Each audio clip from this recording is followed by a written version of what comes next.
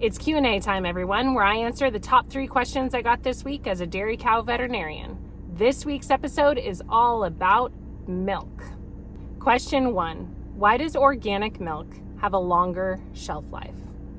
This is really common, where the organic milk on the shelf will last for 2 months, and the conventional milk that you buy just from the big box brand, that one is only a few weeks.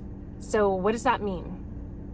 Actually, it has nothing to do with what's in the milk or the difference in the milk quality. It's really about the processing of the milk. Organic milk is UHT, ultra high temperature pasteurized.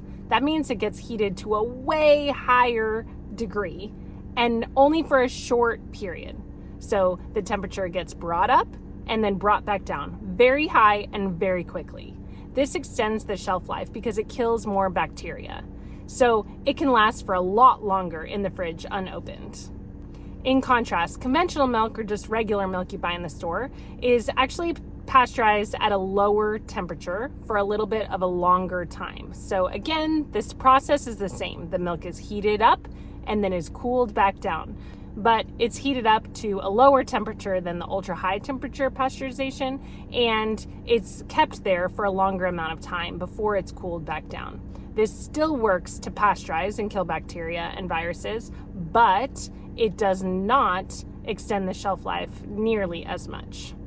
Organic milk goes through this higher temperature pasteurization process because there's less organic farms in the United States, and so they usually travel farther.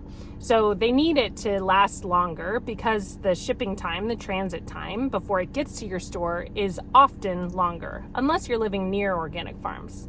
And also, only certain consumers are buying organic milk because it's more expensive. And so they want it to last a longer amount of time so that it doesn't go bad on the store shelf before it gets bought.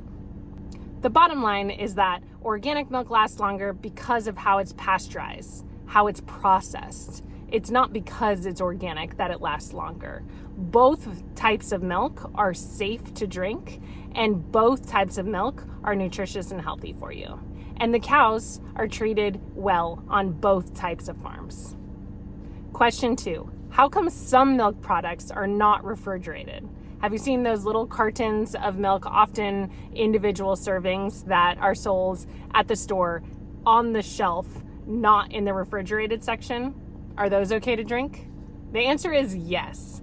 Those milks are really just shelf stable because they've been not only pasteurized, but then also stored in a specific type of container. The container allows it to be completely sterile and blocks it from light as well, so that it is shelf stable. So just like in the question before, the milk is pasteurized to that ultra high temperature, but then it's also put in an aseptic container. That minimizes bacteria and allows it to be shelf stable.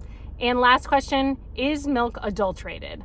Are things added to milk, like chemicals? Are things added to milk, like hormones? And are things added to milk, like antibiotics? The answer is no.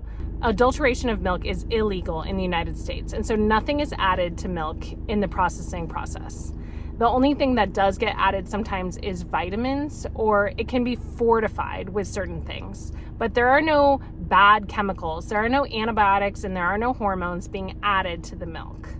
Many years ago, and when you think about the good olden days, things were added to milk. Yeah, so people have this idea that that still happens, but there's a lot of laws and regulations surrounding this. And milk is tested at multiple points. It's tested on the farm, it's tested at the plant, and it's even spot checked in the stores on the store shelves. Adulteration of milk and milk products in the United States is illegal. And so you hear about it in the olden days or in certain developing countries, but there's lots of spot checks to make sure it's not happening in the United States. In the United States, there is rigorous testing of milk. There is a strong supply chain that is transparent, and there's big penalties if you're found to be adulterating milk. So it just doesn't happen here really anymore. Thank you all for listening to this week's Q&A, and if you have questions about milk or cows or what happens on the farm, ask me. Drop it in the comments and I'll answer it next week. Thanks, everyone.